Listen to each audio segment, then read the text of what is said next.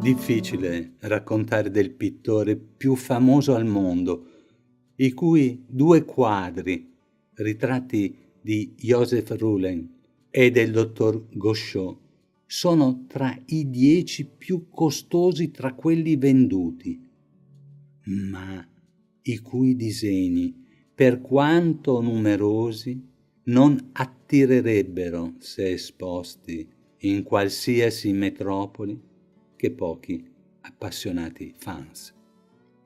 Nacque nel sottotetto di questa casa, a Zundert, nei Paesi Bassi.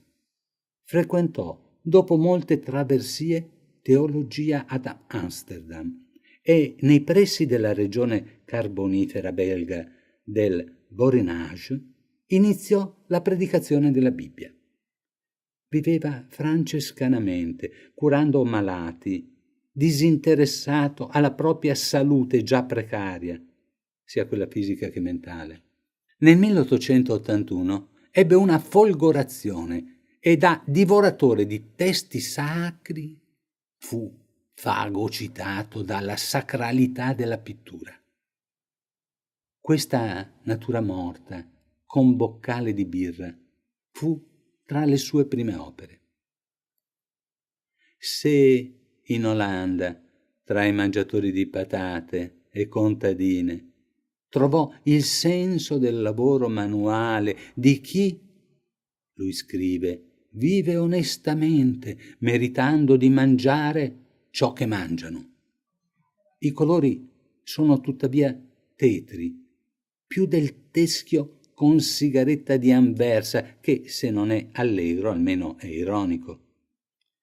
Scendendo a sud scopre il colore della Provenza e persino la casa di Arles diventa gialla, così la terrazza del caffè a notte, il celebre vaso di girasoli ed il letto della camera. Giallo è il colore del sole, del grano maturo, dei covoni di paglia, della schizofrenia, della solitudine e, con l'ombra persecutrice, della malinconia. L'altro colore che l'assilla è il blu, in tutte le varianti, di Prussia, azzurrato, celeste, in combinazione con il giallo crea vertiginosi notti stellate, profondità mistiche dietro la chiesa di Oberé. Immensità marine, pennellate rapide, nervose, come i proverbi biblici, le sentenze sapienziali di Salomone. Un demone ne tormenta l'esistenza di dolore, fino a pensare al suicidio. Dalla notte stellata del giugno 1889, giallo e blu saranno sempre presenti, lontano dai grigio-verdi di Madame Junot, copia della signora di Paul Gauguin. Ad Arles i caffè di notte sono illuminati, le stelle appese al soffitto e nel 1888 anche l'Arlésien a sfondo oro. Osserviamola, ancora giovane, lettrice, riflessiva, ma con un sorriso spento, lo sguardo altrove, poggia il gomito su un tavolo di vetro, apparentemente fragile.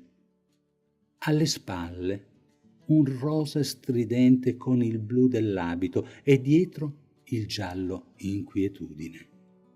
Il rosso è relegato al copriletto, al papavero dalla vita breve, alla follia d'un naso rotto e d'un orecchio mozzato, al tetto di qualche cascinale sommerso tra il giallo e il blu.